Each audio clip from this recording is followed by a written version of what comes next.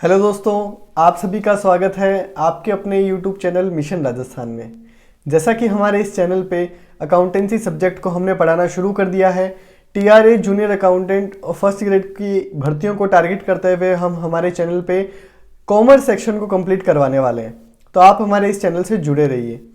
हमारी अकाउंटेंसी की आज तीसरी क्लास है। आज हम पढ़ने वाले हैं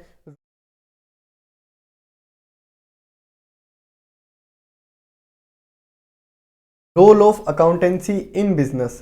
बिजनेस के अंदर अकाउंटेंसी का क्या रोल रहता है। वैसे हम जो ऊपर पढ़ के आए हैं बस वही है, बट एक स्पेसिफिकली बिजनेस के अंदर अकाउंटेंसी का क्या रोल रहता है, चलिए जल्दी से फटाफट हम पढ़ लेते हैं। Accountancy is a process accountancy is a process of identifying. Accountancy क्या है? प्रोसेस है क्या करने का? आइडेंटिफाई करने का। नेक्स्ट है मेजर करने का। किसी ट्रांजैक्शन को आपने आइडेंटिफाई कर लिया कि फाइनेंशियल ट्रांजैक्शन हुई है, अब आप उसका नेक्स्ट स्टेप क्या है, उसको मेजर करेंगे कि मॉनेटरी वैल्यू की उसकी क्या है, मॉनेटरी वैल्यू क्या है जो हम हमारे बुक्स में लिखेंगे। नेक्स्ट है रिकॉर्डिंग। जब हम उसको आइडेंटिफाई कर लेंगे, उसको मेजर भी कर लेंगे, उसको अब हम करेंगे रिकॉर्ड। और रिकॉर्ड कहाँ करेंगे? हमारे जर्नल के अंदर। और जो रिकॉर्ड करने का जो हम वहाँ वर्ड्स लिखेंगे उसे बोलते हैं जर्नल एंट्री। नेक्स्ट है क्लासीफाइंग। सेम नेचर की एंट्रीज को हम एक ग्रुप में क्लासीफाई कर देंगे। एक ही जगह, एक ही, आप ऐसे समझ लीजिए, एक ही घर में एक जैसे लोगों को हम रख देंगे। समराइजिंग। जब हम हमारी एंट्री वाला प्रोसेस कंप्लीट कर देंगे, फिर हम करेंगे उस अकाउंट्स को समराइज करेंगे। समराइज के अंदर क्या करते हैं हम? उस समराइजिंग के अंदर क्या होता है, जो कॉम्प्लेक्स डेटा जो सिर्फ एक प्रोफेशनल लोगों को ही समझ में आए, उससे यूजफुल और अंडरस्टैंडेबल इंफॉर्मेशन निकाली जाती है। समराइजिंग के अंदर ये स्टेप हम परफॉर्म करते हैं। नेक्स्ट होता है एनालाइजिंग। जो यूजफुल इंफॉर्मेशन निकल रही है उसको हम करेंगे एनालाइज। जैसे हमने प्रॉफिट एंड लॉस अकाउंट बनाया, उसको हम एनालाइज करेंगे तो हमें पता चलेगा कि हमें प्रॉफिट हो रहा है या लॉस हो रहा है। और जो अकाउंट को बनाने का जो तरीका है वो भी एक समराइज्ड वे के अंदर होगा, उससे हमें वो समझ में आएगा। और जब एनालिसिस हम करेंगे तब हमें एग्जैक्ट जानकारी मिल जाएगी कि हमें लॉस हुआ है या प्रॉफिट हुआ है।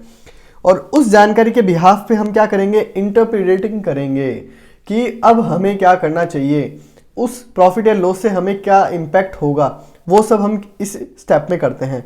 और आखिरी स्टेप आता है कम्युनिकेटिंग। ये जो जानकारी है, ये जितनी भी रिलेटेड पार्टीज है जिनका इंटरेस्ट हमारे बिजनेस में है, वो पार्टीज जो हमारे बिजनेस से इफेक्ट होती हैं, जैसे आउटसाइडर होते हैं और इनसाइडर होते हैं। इनसाइडर वो पर्सन्स होते हैं जो कंपनी के डायरेक्टर्स होते हैं, जो कंपनी के मैनेजर्स होते हैं, कंपनी के एम्प्लॉयज होते हैं, जो कंपनी के ओनर होते हैं, जो कैपिटल इंट्रोड्यूस करते हैं, वो लोग होते हैं। और आउटसाइडर्स क्या होते हैं? शेयर होल्डर्स होते हैं, इन्वेस्टर्स होते हैं, क्रेडिटर्स होते हैं, डाइटर्स होते हैं, गवर्नमेंट होती है, टैक्सेशन डिपार्टमेंट्स होते हैं। ये सब क्या रहते हैं? आउटसाइडर पार्टीज रहती हैं जिनका इंटरेस्ट हमारे बिजनेस में रहता है।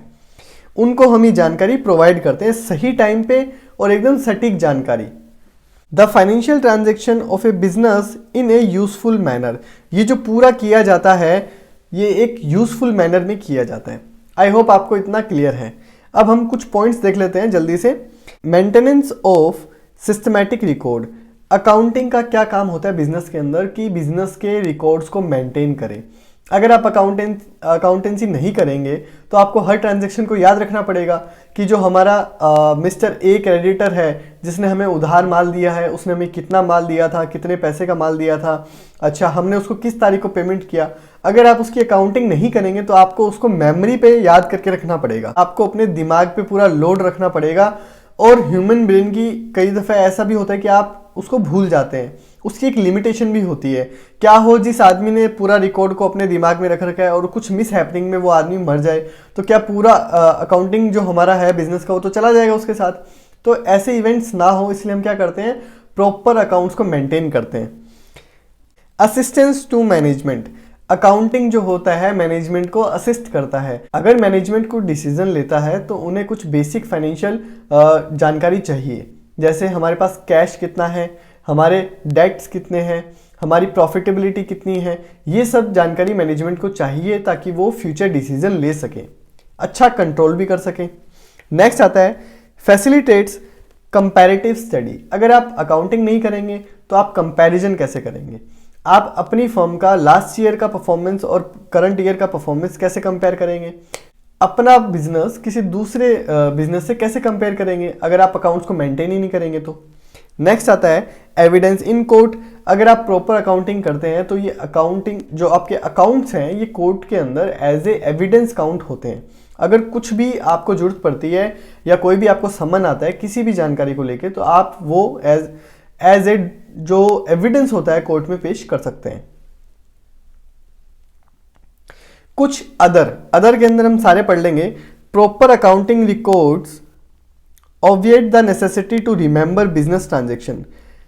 आपको हर बिजनेस ट्रांजेक्शन याद रखने का जो ये मैंडेटरी क्लॉज है ये एक हट जाता है अगर आप अकाउंटिंग करते हैं। वही बात ये कह रहा है कि अगर आप अकाउंटिंग करते हैं तो फिर आपको याद रखने की जरूरत नहीं है, आपने एक पेपर पे एक प्रॉपर तरीके से लिख रखा है। नेक्स्ट आता है facilitates rising loans.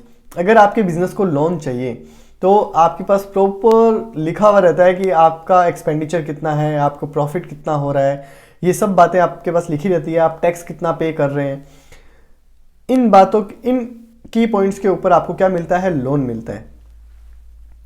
Facilitate sale of business by ascertaining the proper purchase price. आप अपने बिजनेस को बेचेंगे उस वक्त आपके बिजनेस का एग्जैक्ट प्राइस क्या है वो मेजर किया जाएगा। अगर आप अकाउंटिंग मेंटेन करेंगे तभी वो इजीली पॉसिबल होगा, वरना तो अंदाजा ही लगाना पड़ेगा लास्ट में। नेक्स्ट है facilitates settlement of tax liabilities.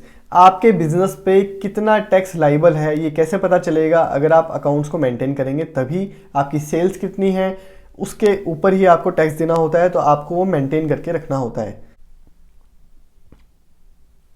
अब हम जानेंगे कि अकाउंटिंग का प्रोसेस क्या रहता है। प्रोसेस जो अभी मैंने ऊपर बताया था, आइडेंटिफाइंग, मेजरिंग, रिकॉर्डिंग, वही रहता है, बस उसको एक फ्लो चार्ट में हम देखेंगे। फ्लो चार्ट देख लेते हैं। अकाउंटिंग प्रोसेस हम देखने वाले हैं। सबसे पहले फाइनेंशियल ट्रांजैक्शंस एंड इवेंट। कोई भी फाइनेंशियल ट्रांजैक्शन हुआ है या कोई इवेंट हुआ है, उसके बाद में आप उसे करते हैं रिकॉर्ड। देखिए कोई इवेंट हुआ, उसके बाद में आप चले और आपने क्या की, रिकॉर्डिंग। अब रिकॉर्डिंग कैसे करते हैं आप देख लीजिए। आप यहाँ से गए हैं और अब आप रिकॉर्ड कर रहे हैं। रिकॉर्ड कहाँ कर रहे हैं, देखो देखिए जर्नल एक सबसे बड़ी बुक का नाम है। उसके अंदर हम कुछ और बुक्स को भी मेंटेन करते हैं, जैसे हम कैश बुक को मेंटेन करते हैं। इसमें हम सिर्फ कैश ट्रांजैक्शन को लिखते हैं कि कितना कैश गया है और कितना कैश आया है, हम सिर्फ उसको लिखते हैं। नेक्स्ट है परचेज बुक। परचेज बुक वो होती है जिस प्रोडक्ट को हमारा बिजनेस बेच रहा है, तो उसके रॉ मटेरियल को जो बिजनेस परचेज करेगा उसे बोलते हैं परचेज करना। तो आगे हम वीडियोस जो आएंगी हमारी, उसमें हम जितनी भी टर्मिनोलॉजी है उसको डिस्कस करेंगे। उसके बाद में ही हम जर्नल एंट्री करना सीखेंगे, और हमारा जो अकाउंटिंग का सिलेबस है उसके अकॉर्डिंग हम आगे तभी बढ़ेंगे जब हम पहले हर एक टर्मिनोलॉजी का मतलब बेसिक पढ़ लेंगे। तो आप एक बार बने रहिए, हम एक बार बेसिक पढ़ रहे हैं कि अकाउंटिंग होती क्या है, अकाउंटिंग के ऑब्जेक्टिव्स वगैरह क्या है, इंपॉर्टेंस पढ़ रहे हैं। उसके बाद में हम टर्मिनोलॉजी वाला वीडियो ही लाने वाले हैं जल्द से जल्द। तो परचेज आप समझ गए। परचेज बुक मतलब जो हम परचेज करते हैं वो हम यहाँ लिखते हैं। सेल्स बुक जो हम बेचते हैं उसकी एंट्री यहाँ होती है। परचेज रिटर्न बुक जो हमने परचेज किया उसमें से कुछ माल हम अगर कोई प्रॉब्लम आ जाती है तो हम उसको रिटर्न भी तो करते हैं। डिफेक्टिव आ गया या रेट सही नहीं लगा या कुछ जो हमारी कंडीशन थी उसके हिसाब से नहीं आया, जो क्वालिटी का माल हमें चाहिए था वो हमें नहीं भेजा, तो हम उसको रिटर्न कर देते हैं। फिर आता है सेल्स रिटर्न। हम जो प्रोडक्ट सेल करते हैं उसमें भी तो डिफेक्ट आ सकता है, तो कस्टमर भी तो हमें उस प्रोडक्ट को क्या करेगा, रिटर्न करेगा, तो वो हम यहाँ एंट्री करेंगे। Bills payable book. Bills payable मतलब हमने जिन लोगों से पैसा उधार ले रखा है उनको कितना पैसा हमें पेमेंट करना है, वो आता है बिल्स पेबल में। और बिल्स रिसीवेबल में आता है हमने जिन लोगों को माल उधार दे रखा है उनसे पैसा लाना भी तो है, तो वो आता है बिल्स रिसीवेबल में। फिर आता है जर्नल प्रॉपर। जो एंट्रीज इन ऊपर लिखी हुई बुक्स में नहीं आती, इसके अलावा कोई एंट्री रहती है तो हम किस में लिख देते हैं उसको, जर्नल बुक में, जर्नल प्रॉपर में। एक जर्नल रहती है, जर्नल में सारे अकाउंट्स रहते हैं, और एक होती है प्रॉपर जर्नल। इसके अंदर हम इसके अलावा जो बच जाते हैं, जो ऊपर लिखी हुई 6-7 जो बुक्स हैं उसके अलावा कोई बच जाता है। मान लेते हैं हमने मशीनरी परचेज की है, तो आप देख सकते हैं कि मशीनरी जो बुक है वो नहीं है, तो उसकी हम एंट्री क्या करेंगे, जनरल बुक में करेंगे। जो नॉन कॉमर्स बैकग्राउंड के बच्चे हैं और उनको ऐसे डर लग रहा है कि क्या है, समझ में नहीं आ रहा, कोई बात नहीं, निश्चिंत रहिए। बेसिक अकाउंटिंग टर्म की जब हम वीडियो पूरी कर देंगे, उसके बाद में जब हम जर्नल एंट्री शुरू करेंगे, वहां आपको ये बिल्कुल अच्छे से समझ में आ जाएंगे, तो घबराने की बिल्कुल जरूरत नहीं है आपको। जब हमने एंट्री कर ली, रिकॉर्डिंग कर लिया, उसके बाद हम आगे बढ़ेंगे और उसको क्या करेंगे, क्लासिफाई करेंगे। क्लासिफाई करने का एक टेक्निकल वर्ड होता है पोस्टिंग इनटू लेजर। हम लेजर अकाउंट में उसकी क्या कर देंगे, पोस्टिंग कर देंगे और हम उससे बढ़ जाएंगे आगे। आगे देखो क्या होगा, हम करेंगे समराइज। समराइज करना मतलब, समराइजिंग का मतलब इजीली अंडरस्टैंड हो, इस तरीके से उस इंफॉर्मेशन को लिखेंगे। तो लिखेंगे कैसे, ट्रायल बैलेंस बनाएंगे, trading and profit and loss account बनाएंगे, या फिर कंपनी के केस में statement of profit and loss account बनाएंगे और बैलेंस शीट बना लेंगे। फिर हम करेंगे analysis, analysis and interpretation.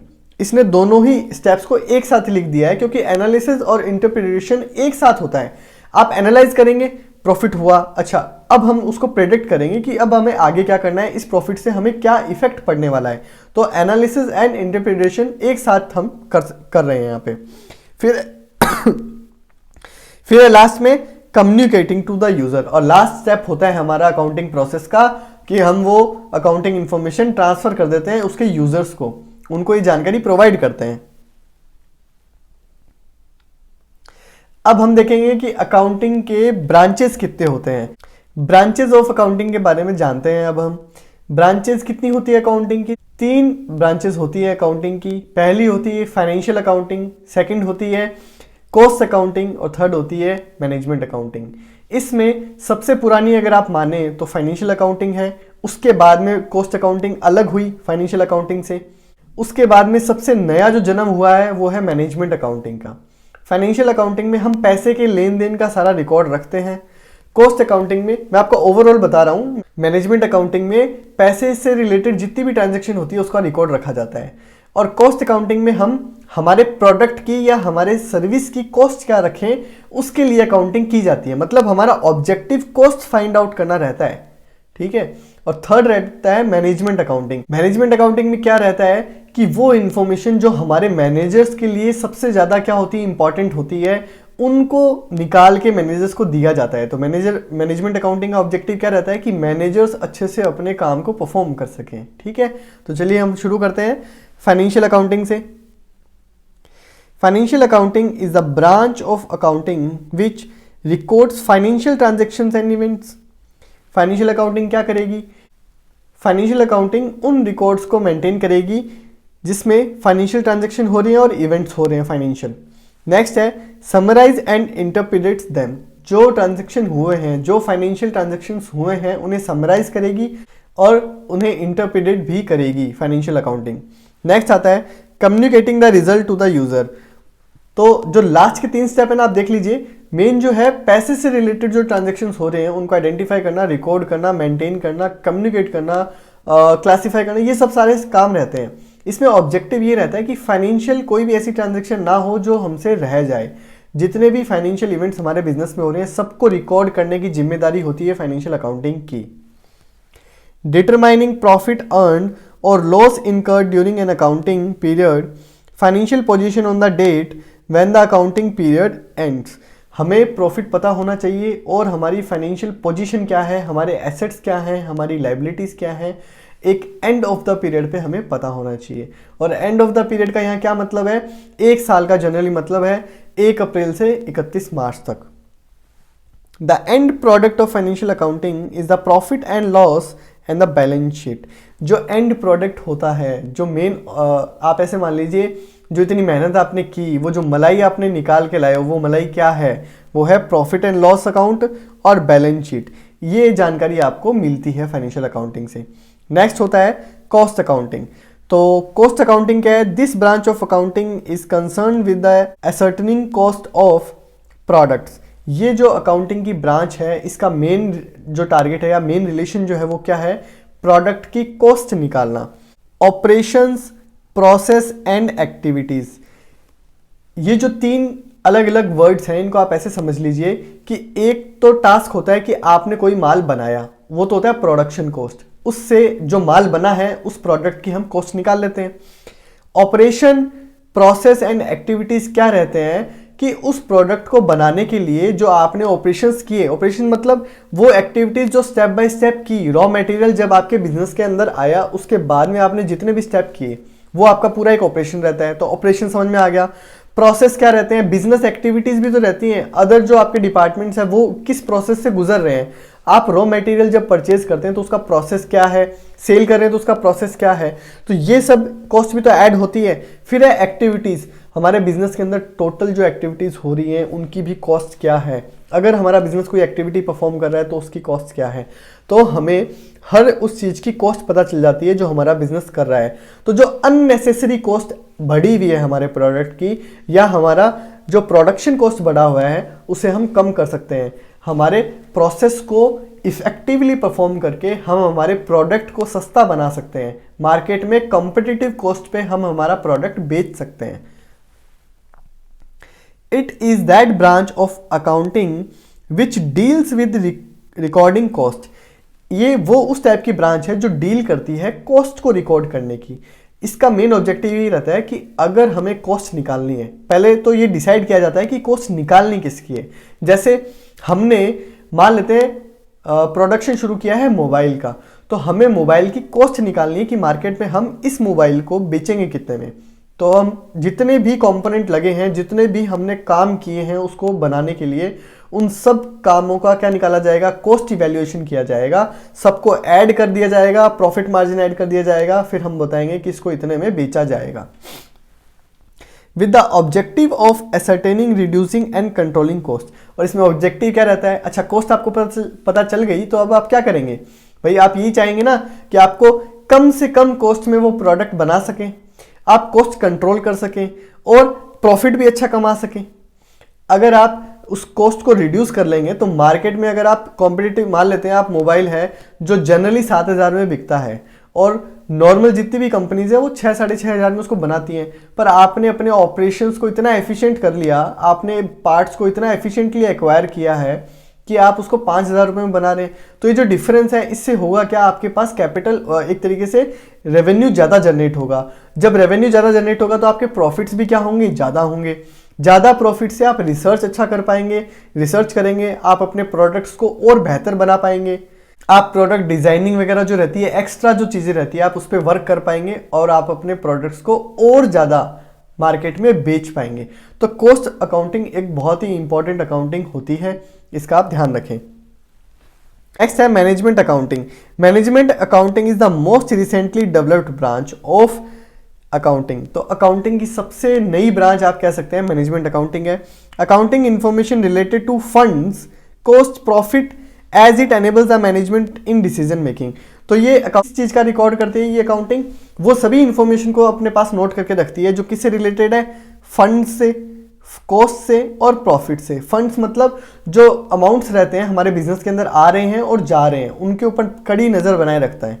Cost मतलब हमारी कॉस्ट क्या चल रही है और प्रॉफिट्स मतलब हमारे प्रॉफिट्स क्या चल रहे हैं। We may say that management accounting address the need of a single user group the management. ये वो सारी जानकारी बिजनेस से या अकाउंटिंग की अलग अलग जितनी भी ब्रांच है सबसे वो जानकारी निकाल के लेके आता है। कौन सी जानकारी, जो मैनेजमेंट को चाहिए डिसीजन लेने के लिए, वो सारी जानकारी मैनेजमेंट अकाउंटिंग निकाल के लाता है और मैनेजर्स को दे देता है। आ गया समझ में। नेक्स्ट वीडियो में हम जानेंगे बुक कीपिंग, अकाउंटिंग और अकाउंटेंसी में क्या डिफरेंस होता है। आप हमारे चैनल से जुड़े रहिए, इसी तरीके से क्वालिटेटिव वीडियोस हमारे चैनल पे आती रहेंगी। अगर आपके कोई सुझाव है तो आप हमें कमेंट करके बता सकते हैं। हमारे चैनल से जुड़ने के लिए धन्यवाद। आपका दिन शुभ रहे।